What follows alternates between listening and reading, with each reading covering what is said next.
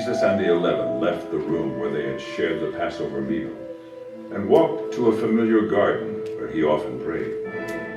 Judas, the one who betrayed him, had already gone with the Master's full knowledge of what he was planning. Jesus did nothing to prevent the plot from unfolding. At every step in the hours to come, he would do nothing but surrender to the Father's will. In the garden, while the disciples slept, he prayed that he wouldn't have to drink the bitter cup of crucifixion. But that would not be the Father's plan. And soon the sound of soldiers and the flames of torches filled Gethsemane. His time had come. He was arrested, bound, and deserted by all his friends. At his first trial, Jesus stood before Annas, who had been the high priest. At the second, it was the high priest Caiaphas who asked him, "Are you the Christ?" Jesus answered, "I am." At his third trial, he was judged by the Sanhedrin, and at his fourth, Pilate asked, "Are you the king of the Jews?" Jesus answered, "My kingdom is not of this world." At his fifth trial, it was the brutal King Herod who questioned him. This man, who had beheaded John the Baptist, accused him and berated him and mocked him, but Jesus never spoke a word. Herod sent him back to Pilate, and at his sixth trial of the night, Pilate was pressured into a decision. Though he knew Jesus was guilty of nothing, Pilate gave in to the shouts of the mob who cried, "Crucify him! Crucify him!" and passed sentence. Jesus was physically and emotionally exhausted. He endured a brutal Roman scourging and a mock coronation at the hands of the cruel soldiers. Morning had come. He had prayed, "Not my will, but thine be done." Now God's will was unfolding. The lamb was ready for sacrifice. The altar waited on Golgotha. The cross was prepared.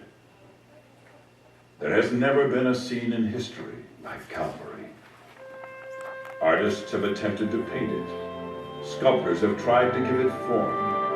Songwriters have memorialized it, and preachers have delivered its message.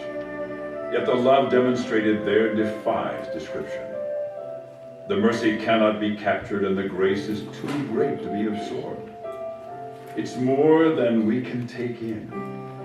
And yet we never stop trying, because the cross and what Jesus did for us there means everything.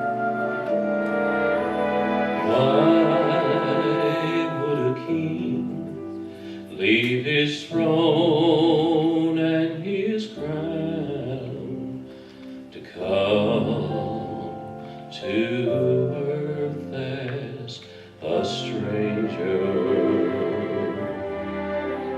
And why would he leave the safety of heaven in exchange for earthly danger?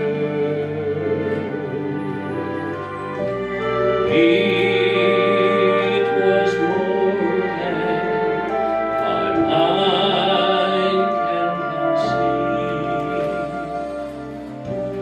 Yet somehow in my heart I believe that more than the crown, more than the throne, more than the heavens, that he alone, more than all these, he loved you and me. Then he left it all, 'cause he loved us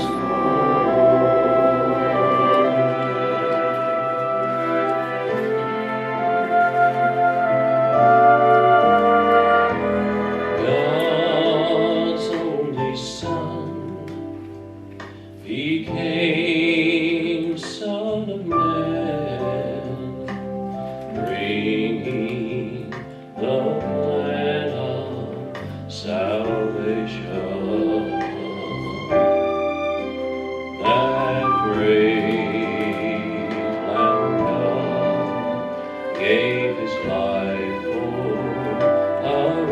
song.